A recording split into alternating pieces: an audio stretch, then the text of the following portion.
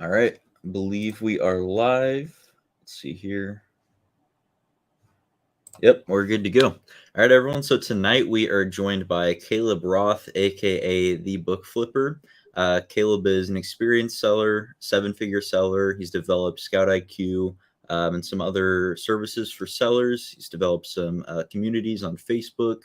And tonight he's going to be sharing his story, kind of answering some questions, and then as well as taking some Q&A. So feel free to ask questions throughout the stream tonight. But Caleb, if you want to go ahead and start us off, just kind of tell us your background and how you got started on Amazon. Yeah, happy to be here. If I slip and call you doctor tonight, I used to work in orthopedics, and there was a doctor out of Idaho named Dr. Altenberg. He was the Oh wow, nicest fella, big into fishing. A lot of doctors had superiority complexes where they just thought they were better because they were. They literally play God and fix you. So if I call you doctor, that's why. So I'm out of northern Indiana, and I worked in orthopedics. Did marketing for Johnson and Johnson for 5 years out of college. I studied business there, and then I really valued freedom and wanted to get into running my own gig, and kind of stumbled into books. I'd done it in high school. I was kind of the book guy in college, help people sell their books, and avoid the bookstores' outrageous prices. And then just figured I'd kind of get back into it. So started flipping books on the side for about a year. I was too chicken to quit my day job, and then eventually quit that in 2015. I've been self-employed ever since. awesome. How did you find out about Amazon specifically? Well, back in high school, so probably this is before smartphones existed, we were doing a little bit of eBay. Amazon was kind of the new kid on the block. eBay was actually, I don't know if it was bigger, but that's kind of the sweet spots where most of the stuff got sold. And we used to, my brother and I, he's a year younger, I used to call him. So I'd ride my bike and then we'd call. We had cell phones back then, or we'd even just bike back home and look up on dial-up internet, which again, we live in really good times to have all this technology. But we would just look up products and sell on eBay. And then we started gravitating to books.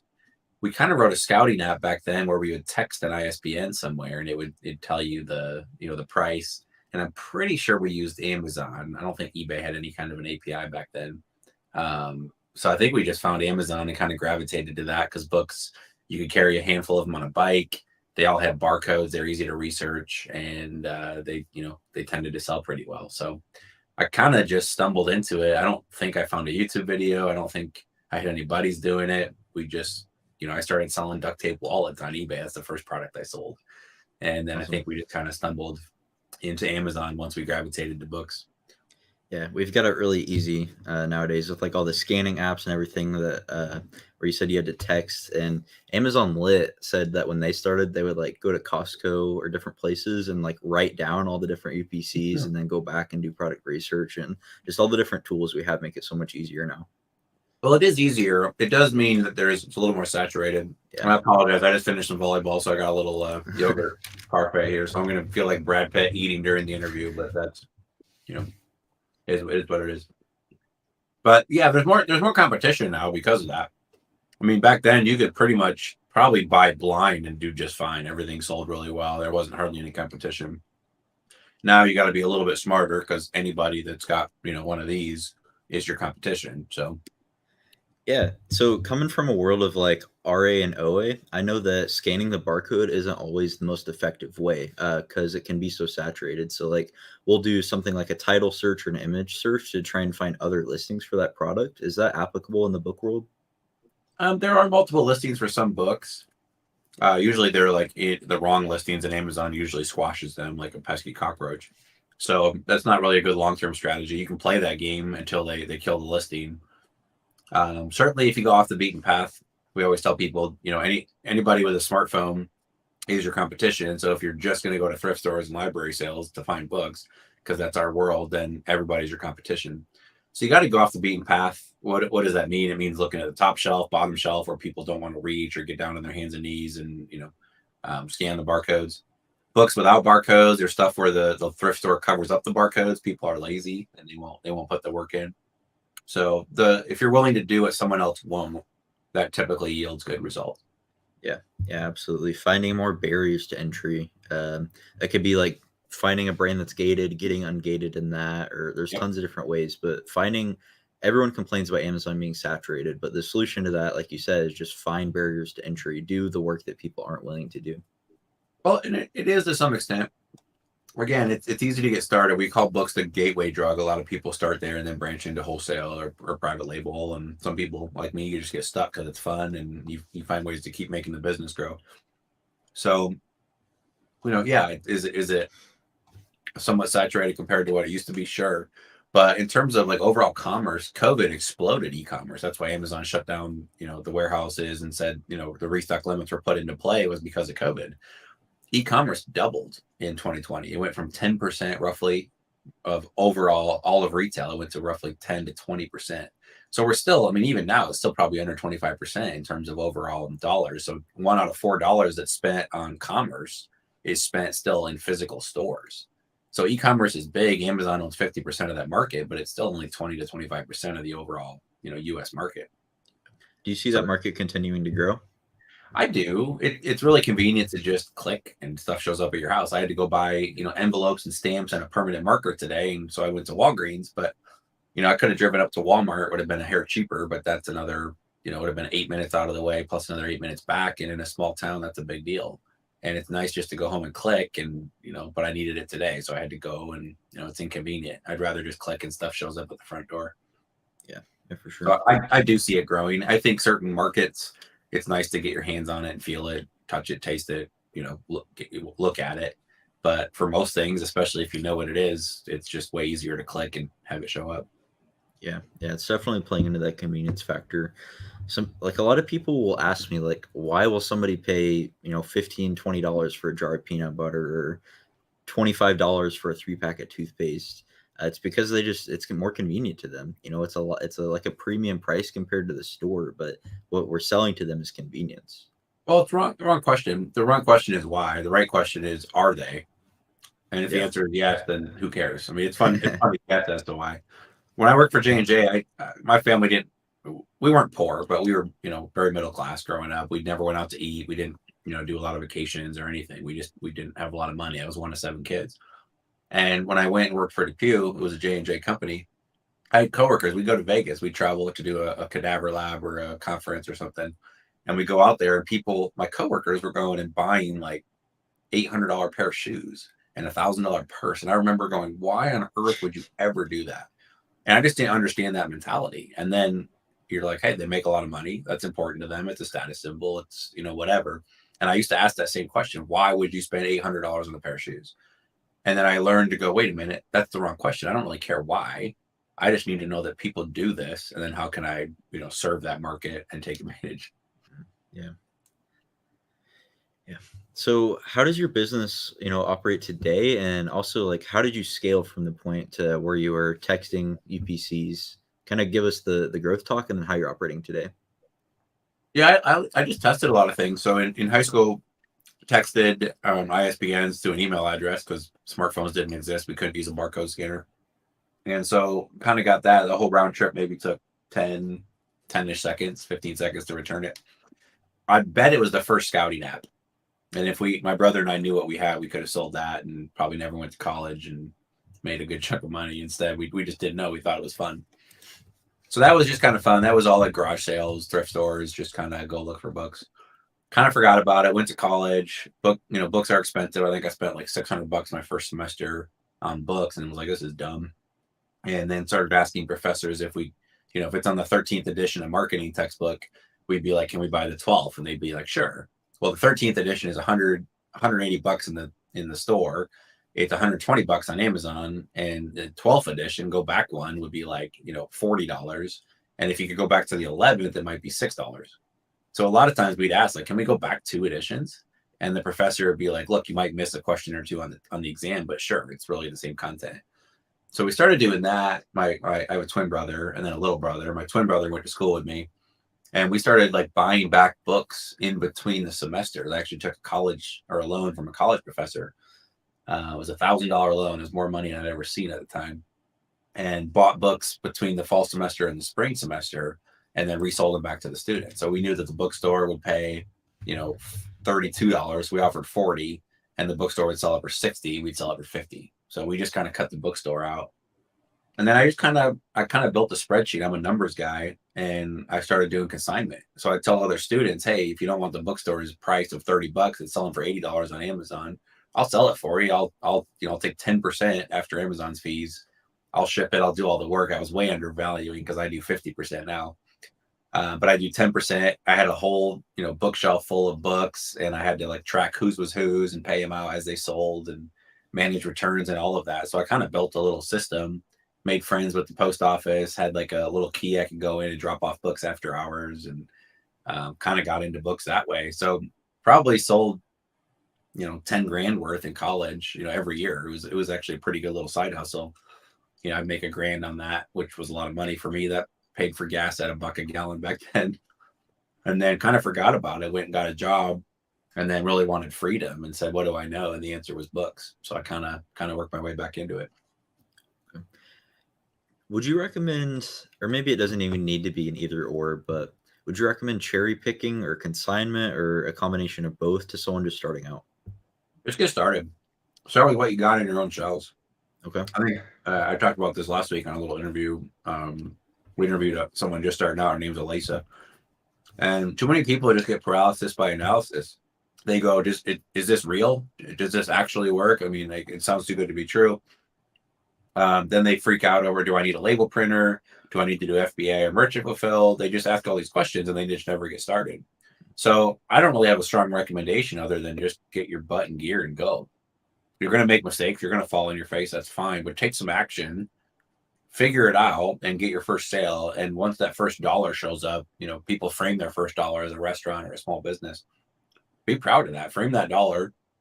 Be excited about what you did, and then kind of figure out a more measured approach later. But just get started. Whether it's eBay, whether it's Amazon, whether it's, it doesn't have to be books. They're really easy. They're not usually a gated category. But just get started flipping something to show yourself, hey, I can do this, and then just see where it leads.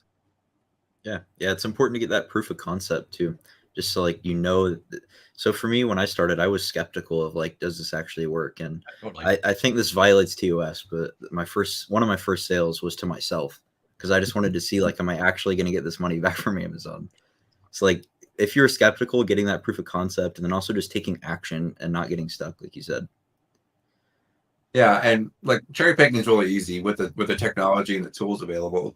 You can cheat. You don't have to understand books and know all about them. You just scan a barcode and it tells you what it's selling for and how often and all that. So it's literally cheating. You get to scan it before you buy it and go, this one doesn't sell. This one sells, but I can't make any money after fees. Oh, hey, I can make $8 and I can spend $2. Sure, let's try it. Worst case, they're out $2. No big deal. You spend more than that on coffee. So we get to cheat nowadays with the tools available, and just get started. Yeah, for sure. That's another beauty of books, and what I recommend to people is Dollar Tree. Those types of items are cheap, so it's low risk. So you're gonna make those mistakes. It's easier and better to make those mistakes on cheaper items where you're risking a lot less of your capital. Right. So you mentioned how we get to look at the data to see if items are going to sell before. What do you recommend people use? What's the best way to look at that data? Oh, you're smiling. Are you talking about Scout IQ? Maybe.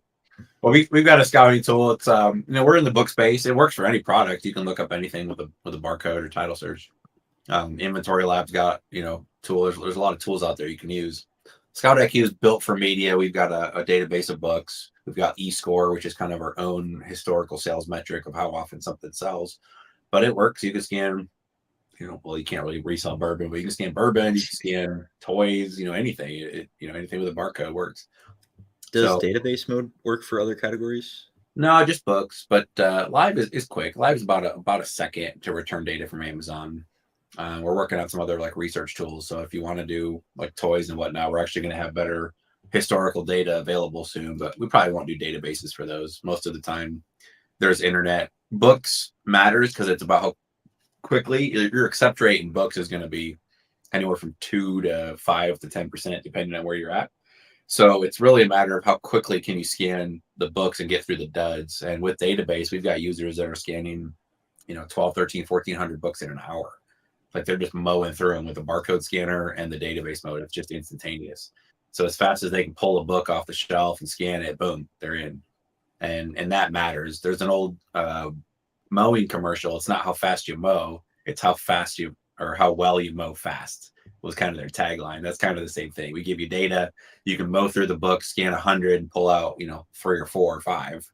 And, if you can scan 1,000 in an hour, that means you might find 40 or 50 keepers. So that's why it matters in books. With other products, you're more kind of gravitating probably toward the clearance section or stuff that you understand, because not everything's going to resell for a profit. So you got to find stuff that's, already marked down. A $50 item that's on sale for 15, you can probably do well, or stuff that's just hard to find and someone's willing to pay more than retail to, click and have it show up at their front door. Do you have eScore in other categories, or is that just books? We don't, but it will be coming. It's in media. Anything, CDs, DVDs, video games. We do have eScore, and we will be rolling it out for other categories as well. Yeah. So for the people who don't know what is eScore and what makes it such a important metric to look at. It's a secret ingredient. Other companies have tried to reverse engineer it. Some have done okay. Some have not done so well. But basically, it's a measure. So sales rank is it's quite variable. It bounces all over the place. So sales rank is how long ago an item last sold. And there's a whole bunch of other metrics to go into it. And something that sold a lot in the past and not a lot today will kind of rank better. So rank has a little bit of a memory, but it's really just a measure of how long ago did an item last sell. So theoretically, and they're bucketed by category. So a sales rank of 1 million in toys means something very different than 1 million in books. Basically, Amazon orders everything. It says every book that sold in the last hour, the number one sales rank, lower is better, is the most popular book in the last hour. And if a book's been selling really well for a month and kind of slips over the last hour, it kind of still remembers and does okay. So in books, basically picture a book selling. A book might be 3, 4, 5 million rank. Sells one copy, typically drops to about 100,000, because there's about 100,000 books every hour, like unique titles that sell. And then rank goes up. And after about 4 to 5 to 6 days, that book that just sold a copy will actually bounce back up to roughly 1 million. So 1 million is not a big number. It just means it sold 5 to 7 days ago. The question is, how often has it been selling? Does it sell every 5 days? Or does it sell once in the last year, but it just happened to sell, 5 days ago? So what we did with eScore is rank is pretty misleading. My brother works for Google. He's pretty big data junkie. My other brother's a PhD in math and actually just started working for Google. And so we had him analyze a whole subset of data. And rank is about, they called it noise. That's 27% noise. If you just look at any sales rank on its own without seeing a snapshot or looking at Keepa data, so historical data, you'll make the wrong decision 27% of the time. eScore smooths that out. So eScore is the number of days in the last 6 months where at least one copy of a book sold. And that sounds funny. Like, why don't we say the number of copies sold? Well, a book with a rank of 1, we don't know how many copies it sold last hour. All we know is that it sold today. So we just add 1 to eScore. So a book with an eScore of 6 has had 6 days of sales in the last 6 months, or roughly it's sold 6 times. An eScore of 180, because we go up to 6 months, so 180 is the max that we go to, is selling every single day. What that means is everything in the inventory business is risk. If something is selling often or every day, and you can buy it for $1 and sell it for $3, you should probably do it, because it's almost certain to sell quickly at that price. If a book has an eScore of 2 and it sold twice in the last 6 months, and you can pay $1 and flip it for $3, it's probably not a good investment, because the odds of it selling are very low, and the odds of it selling quickly are even lower. So it's just a measure of risk. If something is selling often, you can accept very small margins. If something is selling, twice a month or once a month or once every 3 months, then you need to have higher target margins to justify bringing it into your inventory. Yeah. So that was eScore. We rolled that out. We introduced it to the market. And I like to say, Scout IQ customers are 27% smarter than the competition because they have access to eScore, which is, nobody had it. It was kind of our own unique idea of saying, hey, people always said, don't buy a book with a rank of 1 million. I said, well, some books with 1 million, sure, you shouldn't buy. They sell once a year, and you just happen to get lucky and find it at 1 million, which seems like a big number. Other books at 1 million are selling literally once a week. They have an eScore of like 25. So yeah, you should buy that book. You can flip it quickly. You just sit on it for a week or 2 or 3, not, a year. When I was using Scat IQ for a while, I thought the score concept was just like insane. It was so revolutionary. Like it saved me from having to like I still would look at Keepa sometimes, but it helps being able to sort through the data faster and being able to see like an actual image of, like you said, what's the risk tolerance and how often is this book actually selling. Yeah, I mean, if you're into the financial world, it's kind of it's the difference between an income statement and a balance sheet. The balance sheet, the income statement is a snapshot in time. How'd you do last quarter? How'd you do last year? The balance sheet's more of a an understanding of how the business is actually doing. Hmm. So it's kind of like X-ray vision through the rank. And Keepa, when we launched, Keepa actually didn't have all their data available to the public, so we kind of mined it and built it ourselves. Now you can kind of get access to some of the data, but we use them a little bit, but we've kind of built our own data. We don't want to be dependent on anybody else because if they get shut down, we don't want to be dependent on it. So we built it from the ground up, kind of a grassroots effort, and it continues to get smarter. So we've got a lot of good data analysts on our team, and that makes kind of like it's cheating. You get to scan a book, know how often it's selling, know if it's profitable, and before you even buy it, you have a pretty good idea of if you're going to make money or not. Rodrigo asks, what should we look for on Keepa for books? Um, Basically, just is it selling, and then kind of what price. So every once in a while, you run across a book that has 2 copies for sale, and it's $400. Well, is that realistic? Probably not. It's usually repricers gone wild. So Keepa will show you where it actually has sold if you learn to read it. I've got a lot of training. If you want to just look up the book flipper and Keepa on YouTube, I've got a bunch of training that explains how to read a Keepa chart. And a bunch of other people have done content on that as well. So that's important to just check out. Just it's more of an understanding of how often it is selling, which eScore tells you, but then also what price to understand, how it does, and then seasonality. A lot of like toys will sell really well Q4 Christmas time. Books, some of them are textbooks, and they might sell for $10 most of the year, but $80 during textbook season. And if you understand that, you can maybe buy books that are not very profitable now and have a good chance of those going back up or reprice them effectively as well. Lisa asked, does Caleb feel like we are still in the same spot booksellers were in last year with the storage limits? Should we still be picky on which books go to FBA? Lisa, she was our guest last week. We do a books and bourbon series. I still got my bottle of Stag Junior sitting on my desk. I haven't even finished it because I've been working and trying not to get too drunk. But Elisa was awesome. She's brand new, just a little over a month into the business. So thanks for Yeah, she's coming on my show actually tomorrow night. I'm excited. Oh, she's getting all kinds of popular. So we'll probably get into it. I know you have some restock questions that you'll be asking, but Amazon implemented some restock limits. What happened was everybody moved to e-commerce, and Amazon, their warehouses were backed up. All the essential items when COVID first hit, they said, "Hey, we're not going to allow anybody to send in like books." They were deemed non-essential, which BS, but so be it. Masks and hand sanitizer and food, those things were deemed essential, and Amazon said green light. Everything else, they pumped the brakes, and I think it was about 6 weeks or so before they said, all right, we'll let other stuff come in.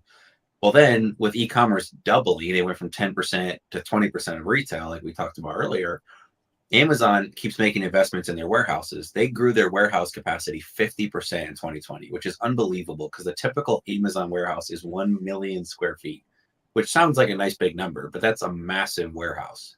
And Amazon added 50% capacity across their network in 2020, but still could not keep up because e-commerce grew 100%.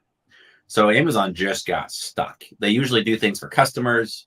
Sometimes they do things for sellers. That move was them throwing their hands up and saying, we're out of space. We have to protect ourselves. And they added restock limits. So we ran across a whole time period between like the summer of 2020, really, actually they implemented them like summer of 2021, and that got pushed all the way through basically Christmas and into like January of 2022, and then they've been relaxed heavily. So right now I have like no limitations. I can send in 10,000 books tomorrow and be just fine. I've got tons of space, and a lot of other bigger sellers don't have any issues.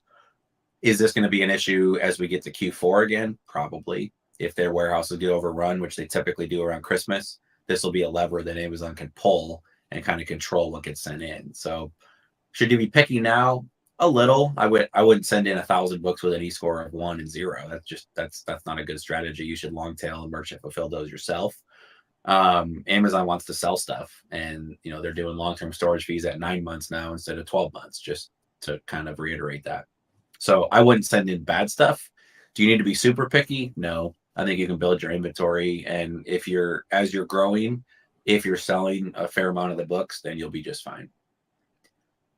Canada is stuck right now. They're really implementing the storage limits. Their warehouses are at capacity, and they don't know what to do. So a lot of booksellers and media sellers in Canada are feeling the pinch right now. Is your answer to that any different for someone just starting out? Like, I don't think so. So typically you start, and I don't remember what Elise is at. Typically you start at 1,000 units, and then that quickly goes up to like 3,000, even before you even get close to 1,000. So Amazon is fine. If you're selling inventory and in books, FBA, you should be trying to sell. And I think Elise's turn rate was higher. Actually, she just got the tracking spreadsheet, so I'd love to see your numbers, Elise. I don't know what your turn rates are yet. It's kind of hard to tell, 4 or 5 weeks in, like she is. But typically, you should be selling 20-ish to 25% of your inventory a month in books. That's slower than most other categories. And if you're not, then Amazon will probably penalize you and say, hey, we don't want to be, we're not a storage business, we're in the selling business. So right now it's pretty open. I know some people are struggling. I talked to a guy today that's at about 2,000 units. His limits are at 3,000. He's trying to get to 10,000. So he's a little nervous. I think if you want control and you want to be able to understand what's going on, I think you should totally merchant fulfill at least a portion of your inventory. Because if you understand that skill set, Amazon can't really take that away from you. They're happy to let you sell out of your house or your warehouse. So merchant fulfill is a great skill set. There's no long-term storage fees. Yeah, you got your own limits in terms of shelf space and whatnot, but that's a great way to go, and it mitigates that risk. If you want freedom and the ability to travel, then FBA is awesome. You don't have to have any physical presence. For those that live in California and expensive markets, it's awesome. But you do run the risk that Amazon changes the game tomorrow, and you have to kind of be nimble and quick to react. So to answer the question, I don't think you have to do anything different right now. I don't think you should be super picky, maybe a little picky just in terms of what you send in. I don't think, I know some people didn't even used to scan with an app. 4 or 5 years ago when I started, people would just go to library sales, buy anything, and then just list it. Didn't matter if the rank was 0, which means it hasn't ever sold, or the rank was 8 million or 12 million. They just sent everything in knowing that enough of it would sell, and the storage fees were like a penny to 2 pennies a month. It didn't matter. So you could just send it in and, play the lottery and see what sells, and it kind of worked out. Those days are over. You should pre-scan it first, the good stuff. But I don't think you have to be crazy picky and only send stuff with an e-score of 30.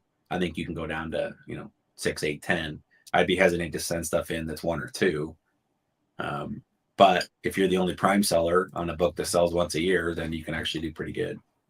Yeah, Lisa said that she started at 5,000, which is pretty awesome. That's funny. Yeah.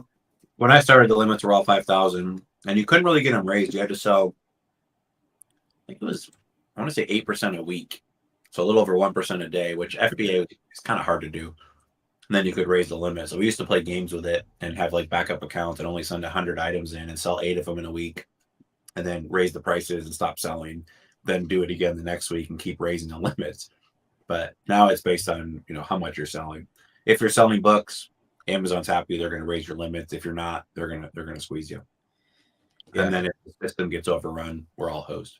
I checked my restock limits today, and it's crazy. I'm at 60,000 units now. Yeah, you're good. And I've got 3,800 in stock. So, oh man. Well, and what are you selling mostly? What category?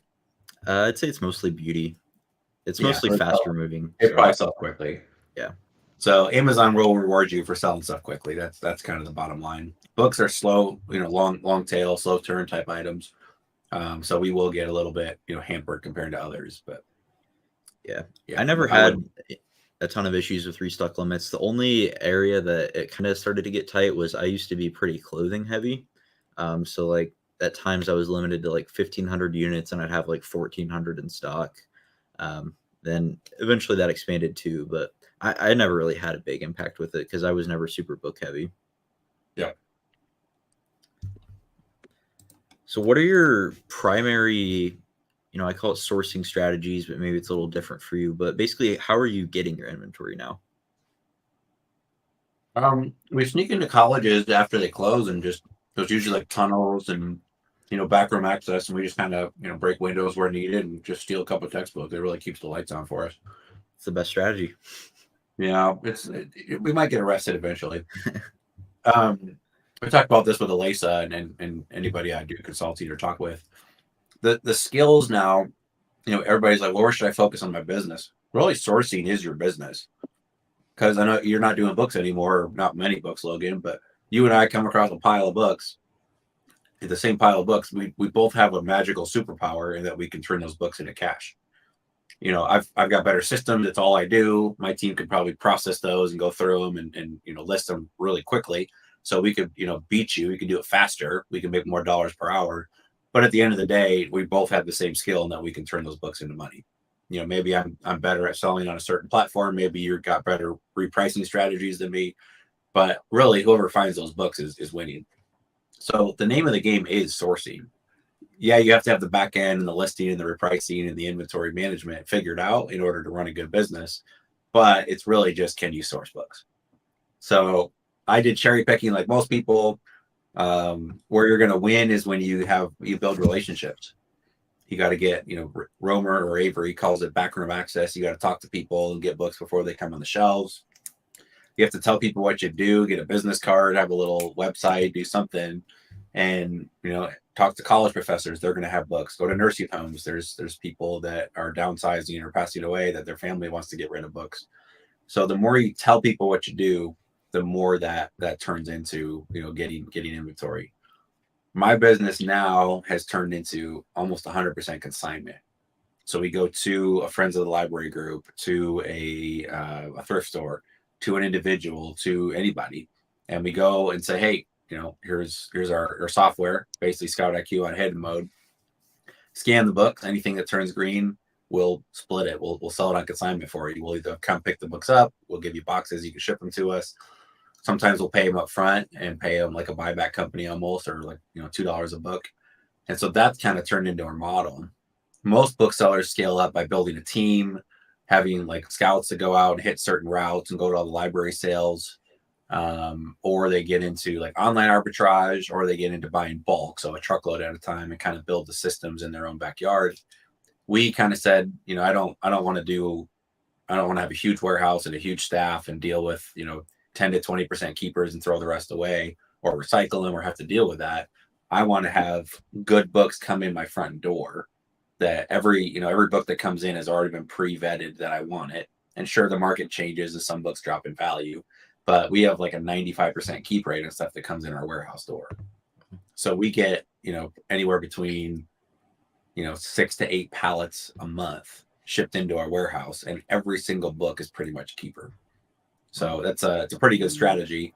Once you have an account, it's yours to lose. You take care of them, make sure that, you pay them on time. That's another thing. If you don't pay them, they'll come after you. So make sure you do it right, treat them well. And that's really our business now. It's kind of like a buyback company, but on consignment. Okay. Yeah, one thing I want to reiterate that you said is talk about what you're doing. Again, I never was like super heavy into books, but the best strategy when I was doing books was I made like Facebook posts in my area. Hey, I buy books. So then people would reach out and I could go to their house and just scan through their collection and then make them an offer to buy them. There was a guy, I think he's out of business. I don't know if he sold it, but Seattle Bookman, Riley, he's flipping NFTs now full time. So he kind of changed gears, but he was running like Facebook ads and Craigslist ads and everything. And he was just saying, hey, we'll come and, we'll pick up your books. I don't think he paid, but I think he targeted good neighborhoods. He had a truck with his logo on it. Like he went all out over in the Seattle area, and he didn't pay for books. He had, paid drivers, and he had like an Uber model, but he was kind of the book guy, and people would send him their books, put them on their front porch. They come in and remove a collection, and word of mouth spread. And he was able to get tons of really high quality books without having to pay. He had to go drive and get them. It's different than buying a truckload of books shipped to your front door, but these are really good books for free. So there's lots of ways to do it. When I first started, you get a little nervous and you're scanning books and trying to hide it, and you don't want people to know what you're doing. And then you quickly realize that like they don't care. They love that you have the hustle. And if you're willing to talk about it, a lot of times it can lead to finding more books. So Yeah. What is your why behind this business? What do you want this business, to accomplish for you? oh, I want to get really rich and then get on the PGA tour, probably the senior tour at this point. I've kind of passed my prime and just play golf. I think that sounds amazing. Yeah, we Uh, see it on Instagram, a lot of golf stories. I do play a lot of golf. It's people always talked about golf was good for business and meeting people, and it really is. A lot of the deals I've done or people I've met, even if they're not good at golf, we end up on the golf course. It's 4 hours is typical round of golf. You get some food, you get some alcohol if you want. I like to walk. It's just nice. I'm out in nature. I'm inside with my plain beige wall all the time. So getting outside, get some fresh air, hearing the birds is nice. But 4 hours with someone, you get to know who they are. You get to see how they react to adversity. You get to see if they try and cheat. You see if they throw their clubs. You see if they cuss. So you get to learn a lot about somebody. It kind of reveals character. People always say sports builds character. It doesn't really. It reveals it. So you get to learn a lot about somebody if you want to do business with them. And I'll go out a lot at night. Yeah, just go play 5 holes or 6 holes. I live on a golf course, and it's just a great time to unwind, stretch my legs, turn my phone off, and just process and think. So golf's really big, but my why is I just wanted the freedom. I hated being an adult. If you can call 26 an adult, but I hated being an adult and having to ask a boss if I could come in late for work because I had to go to the bank and run some errands or do whatever. So I wanted to just have set my own schedule. And I used to live in Colorado. I'm not really big into skiing, but we could go up if you want to go skiing on the weekend. You got to fight 4 hours of traffic to go an hour and a half. Lift tickets are $200, but if you can go midweek, like on a Tuesday, nobody's going to the mountains on a Tuesday. Lift tickets are $60 and there's no traffic. So I quickly learned that, wait a second, if I run my schedule, I can go play on Tuesday and work on Saturday instead. So you flip your schedule. You're not living for the weekend. That right there saves you a ton of money. Your emails got arbitrage in it. You're a big arbitrage guy. You get to literally arbitrage days of the week. You want to work on the weekend when everybody else is playing? Cool. You want to play on the weekdays when everybody else is working?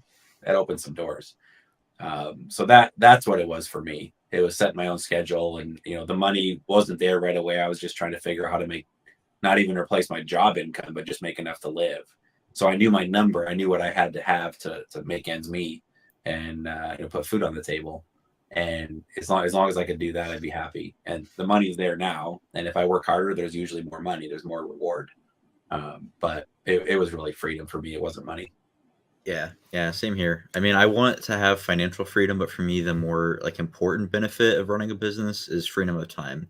Like I always hated like a friend would ask me if I wanted to go to lunch, and I'd be like, no, I have to work or something like that, and having to go into work, having to hopefully get my time off request approved, just wasn't for me. And then I also just genuinely enjoy starting businesses. I find it really fun. Careful, it's contagious. You'll end up just getting sucked into doing it. So let me turn the questions around on you. How many hours do you put in each week typically? Do you even track that? Not super well. It varies. So like this week, I'm moving to a new warehouse later this week. So like I'm not buying any inventory. So like today I worked maybe 30 minutes. The rest of this week I'll probably work maybe a few more hours. In a normal week when I'm not moving to a new state, I probably would put in probably around 40 hours, 30 to 40. Most of my day is spent reviewing leads and buying. I'm in the process of outsourcing that as well. I mean, like, eventually I want to be to the point where I don't have to do anything to run the business. Like, I'll be there to put out fires, come up with ideas, attend meetings with my team. But I don't want to have to work like a job in the business. So then I'll be working, maybe 5 hours a week on the business, if that, and then focusing on growing the next thing. Yeah, that's cool. So the way you're wired, how old are you? 20. Dang. So no college, you just jumped right into this. Oh, I did college. I just got done really fast. I got my degree in 2 years, actually. Oh, dang. You got a bachelor's degree in 4 years? Yeah. I just went nonstop. I went through the summer, winter, heavy course loads. I just wanted to get it done. Yeah. Well, you probably never use it, but maybe you made good Nope. connections. there's good things to learn too, but typically it's just to get that job. So let me ask this hypothetical. Let's say, like, I don't know what your number is, like what you want to live the life you want to live, but let's say it's 10 grand a month. If you get there and you're working 10 hours a week, would you just stop and be like, hey, I'm going to put this thing on autopilot and just live my life and work 10 hours a week and I'm good? Or are you like, hey, like, what else could I grow this into? Are you going to keep chasing that scoreboard? Yeah, it's so what I would do is probably I would put this into autopilot. I'm getting it to that point, but I'm never going to stop working. It's just not how I'm wired. Like what I like doing is building businesses. So once I get that business to a point where it's all outsourced and I don't really need to work in the business, I'm just going to go build a new business. What end though? To what end? I don't think Yeah, there's you an asked me end. why. So like, what's driving you? I It's get it. fun. It's a I'm playing treadmill. Monopoly in real life. Yeah, there's a scoreboard. You want to keep growing it, but then what? You got your Mass Daily show. We were talking about that earlier. You go 27% of your life or whatever. You don't know how long you get. Like, what are you building for? Because it's fun. Then what? I die. Well, yeah. So you're just gonna have fun building the business along the way. Yeah. I'm not so sure what you're asking. Like what's the purpose But outside of at some enjoyment? point, you'll have enough. I'm late to the show. I'm watching the show Billions right now. No, Ozark. I just finished Ozark, and there's a phrase in it where have you seen the show? Yeah, I've seen most of it. I just haven't watched this They new just season. finished the last half season, so I won't give anything away. But I'm so bad with character names, but the husband and wife, um, Bateman and his wife, they're at one point they're doing the drug cartel and making a ton of money, and they kind of stumbled into it and they didn't really want to do it, but turns out they're pretty darn good at it. And I forget who asked who. They're like, how much is enough? When is enough enough? And she like I think the wife she goes, we had it like a month ago. We had it. We were there, and then we screwed up and we lost it all. So I don't know. It's that question. At some point, maybe you're not there yet. You'll have more money than you know what to do with. Hopefully the business keeps growing and you'll have a ton of success. You'll buy a nice car, get a nice house, whatever things that little Logan thought that he wanted when he grew up, you'll have it. You'll be able to take care of your friends, provide for your family, whatever that is. And then the question still becomes, well, then what? There's always more business to build. There's always more, and more is never enough. And I'm still trying to learn that lesson. But keep asking that. At 20, I had no idea. So the fact that you're even running your own business and doing that is phenomenal, and keep pressing into it. But yeah, figure that why out. Keep asking other entrepreneurs what that is for them, and figure out what it is for you. Because yeah, you're gonna die. You're not gonna be able to take it with you. So Yeah. what are you striving for while you're here? That's kind of the big ultimate questions. Yeah. I mean, for me, I feel like it genuinely is like it's enjoyment. I love the process of building a business. So I guess my follow up to that is like, why do anything that you enjoy if you're just like doing something you enjoy and then you die? Like, what's your why for golf then? Well, that's a big one. We had the ultimate questions that we studied in high school, and everybody that does like literature has it. And if my literature teacher would be so proud of me unless I slaughter this. But the ultimate questions, we had five of them. We had ultimate question number 1, 2, 3. What? Who am I? Like as a human, as a person. Why am I here? What the heck am I here for? Where am I going? Both like direction and then afterlife, if you believe in that. What's the problem and what's the solution? And every author tries essentially to answer those questions. Who am I? Why am I here? Where am I going? What's the problem? What's the solution? So if you enjoy doing something, that's a great reason to do it. You could also just enjoy playing video games, and is that the purpose of life? And if that makes you happy, is that cool? I don't know. Like we like to idolize business and Elon Musk and Warren Buffett, these guys that make tons of money. Great, you know, money's great. It allows you to do things. I'd rather be rich than not rich. And the question is, what do you do with it? Is it to help people? Is it to help the poor? Is it to help, foster care or adoption or, what, then what? Yeah. Money's great. And a lot of people are scared of it and don't want to talk about it. And very few people are entrepreneurs and willing to take risks. And if you have that, you should absolutely press into it and pursue it. And just keep asking those questions. What if I'm wildly successful? Then what? And there's nothing wrong with a lot of the answers. You just got to figure out what drives you. Okay. Yeah. I'll keep pondering that. All right. Do you have anything else to share? Do we have any final questions for Caleb? I'm saying that's not something you'll get an answer to at 20 and just run with it the rest of your life. That's something you got to keep asking, and that answer will change at 20 and 25 and 30 and 40. Elisa says she likes where this conversation is gone. We got off the beaten path quickly. Got deep.